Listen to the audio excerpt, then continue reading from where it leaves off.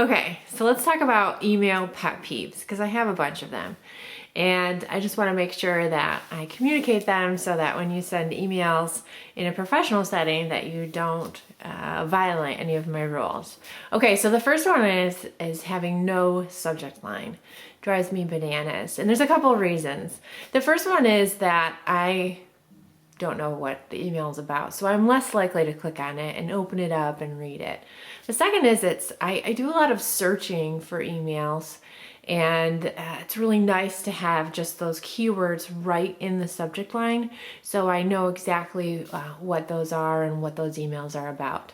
Also, you can tell a lot of information about those subject lines about the email, whether it's an action I need to do, it's a request, it's a meeting that I need to attend. So there's a lot of information that you can glean from those. The second pet peeve that I have is that if I don't know my audience, so that no audience analysis. So whether it's I'm giving you too much information or too little information because I don't understand who I'm sending it to, or I send an informational email to 200 people when I really should have sent it to just 10. And I think that's an important thing to remember when you're sending professional emails.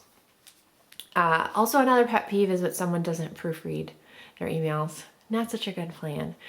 So just like any other document, you should proofread because that is a reflection on you and your abilities as a business person. So do remember to always proofread everything that's getting sent out, whether that's a text message, an email, a memo, a letter, everything you need to proofread. Another one of my pet peeves is when people don't use discretion. So no discretion.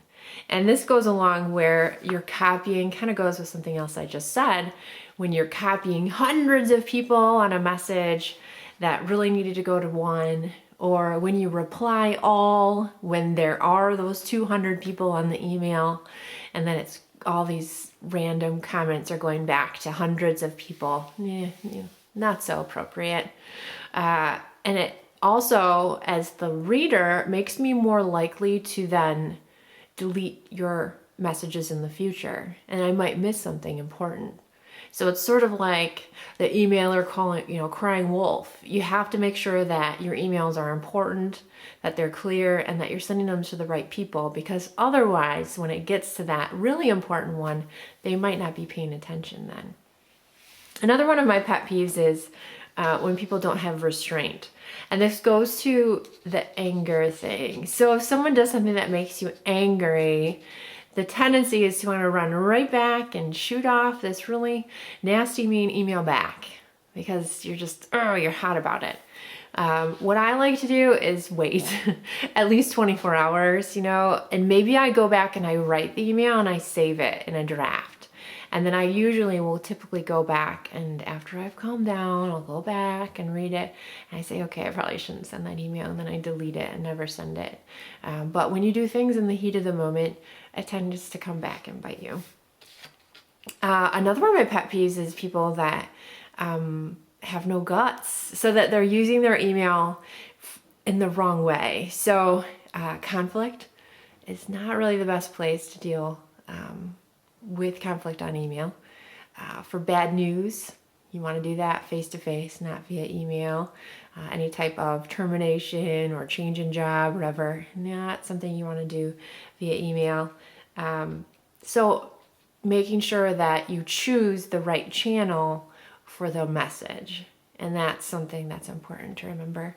And then lastly is when people have no breaks on their email. So typically if you have an email that's more than one screen on a computer, and that is kind of hard to gauge because people are reading their emails on little tiny phones and big monitors, but generally you can tell if something is just dragging on and on. If it's going to be a longer email, perhaps it's a document you attach versus putting everything in the email. I know I have people and colleagues of mine where if it's more than a couple of sentences, that's probably not going to get read all the way down. So you have to be really careful to be succinct and keep the most important things in there and then take out the rest. Otherwise, and perhaps you'd go walk down the hall and you talk to them instead. So those are some of my pet peeves about email. that hopefully you don't violate in the future in your professional emails and also here while you're at school.